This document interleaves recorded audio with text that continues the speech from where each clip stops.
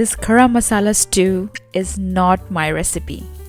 My humble attempt to cook this traditional stew is a tribute to all the grandmothers and mothers who have for generations tirelessly toiled to feed their families, sacrificing their personal dreams. If you are watching this video, make sure to cook this recipe for all the unsung heroes of your life. Hi, welcome back. Today I'm making a very traditional North Indian dish using some lamb shoulders and lamb chops. You can also use mutton or goat. In my lamb pulao recipe I have shared previously that lamb is from a younger sheep, whereas mutton is from a matured sheep. I washed the meat 3 times and drained it. Now I'm pat drying it.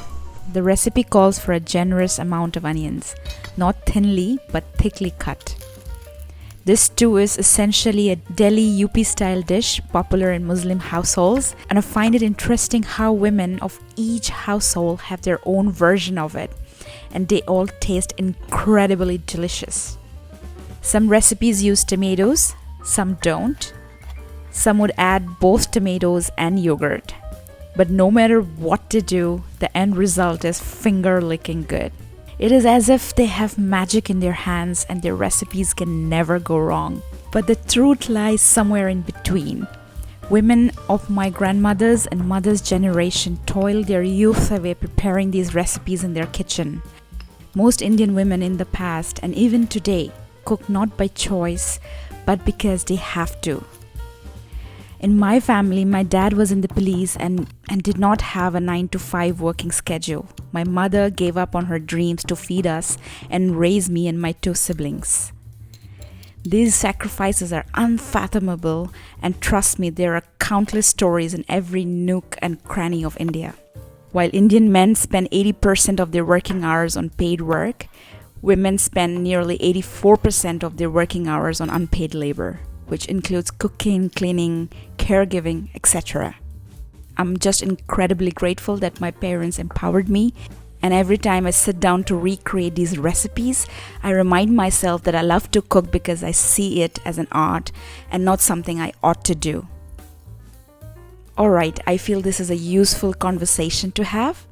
I hope you folks like this recipe and do make this recipe at home, and do not forget to subscribe if you haven't yet.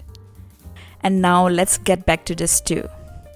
I'm using a pressure cooker to cook the stew. You can certainly use a cooking pot with a heavy bottom to cook the stew, but that would definitely take you much longer. The heat is on medium, and I'm adding a little bit of oil plus ghee. What ghee essentially will do is lend a rich aroma to the lamb stew. The next step is to save 1/4 of the sliced onions and then throw in the remaining.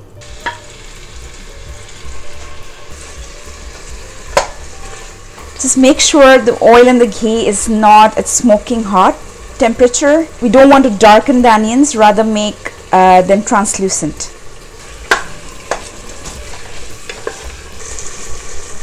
This stew is called garam masala stew because you are usually able to identify the distinct spices in the stew, especially the coriander seeds. I'm throwing in all the whole spices except the whole chilies. I don't want them to overcook, so this will be added later. After a couple of minutes, I'm adding in the lamb pieces. Oh, look at the beautiful cuts. Washed my hands, and now I'm giving it a good stir. At this stage, what we are essentially looking for is for the meat to lose its raw color. You can either keep stirring or gently put the lid on medium flame for the meat to lose its raw color. I didn't lock the lid, it was gently placed. As you can see, after a couple of minutes, meat should look something like this.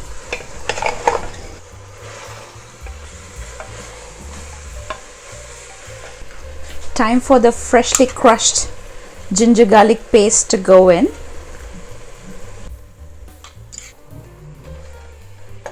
Mix well.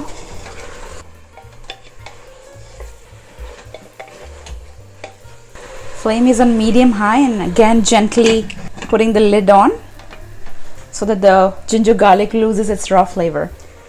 After around 5 minutes, this is fantastic. The stew gets its flavor from the ginger garlic and the whole spices. This is beautiful.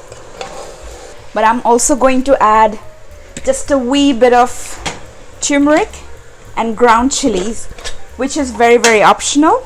Just a very tiny bit.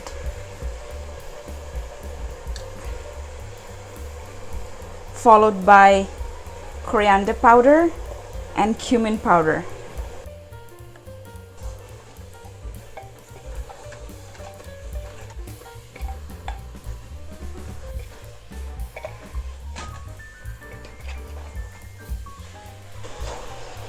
You not only get to have lamb stew, at the same time you develop good muscles.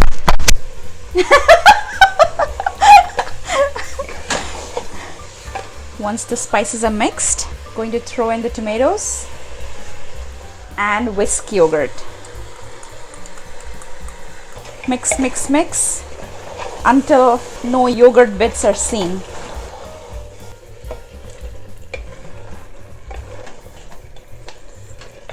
Now it's time to season the stew and add the remaining onion slices as well as dry red chilies. The onion slices we added in the beginning of the process would completely disintegrate and create a sweet, beautiful gravy, whereas the onions that we have added now will give a bit of texture to the stew. There is enough moisture in the cooker, so I'm not going to add any water. The flame is on medium and I'm going to lock the pressure cooker. If you don't have an Indian style pressure cooker, you can use your crock pot to cook it. If you're cooking using a cooking pot, cook it on low flame and keep checking from time to time. It might take around 35 minutes to 40 minutes extra compared to the pressure cooker. The flame is on medium high, lid is on, and I'll pressure cook this until I get 4 to 5 whistles or the meat is fork tender. Switch on the flame and allow the pressure to release on its own. One tip to keep in mind is everyone's cooker is different. So some cookers take more time to generate whistle. Just bear that in mind.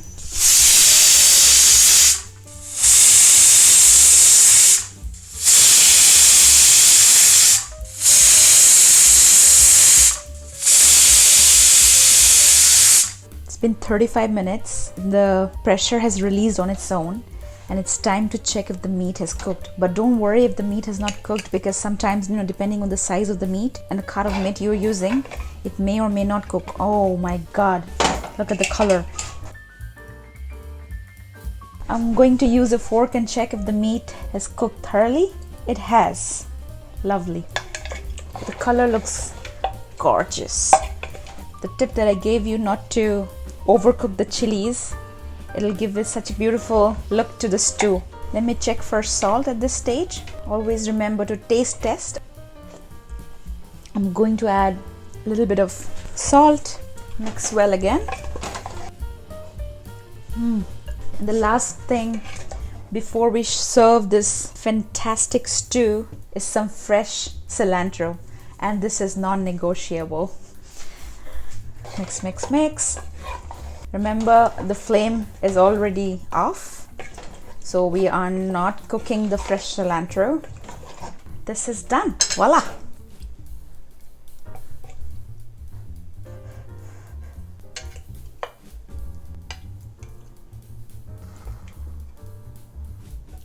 So beautiful.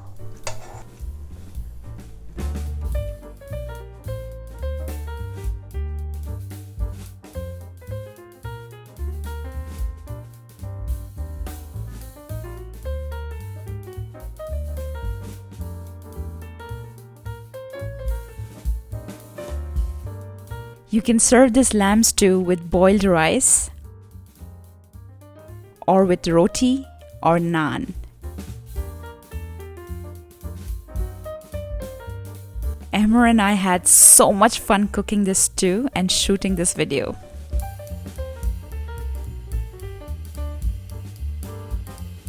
If you like this recipe, share it with other food lovers, and we will see you folks in the next one. Bye!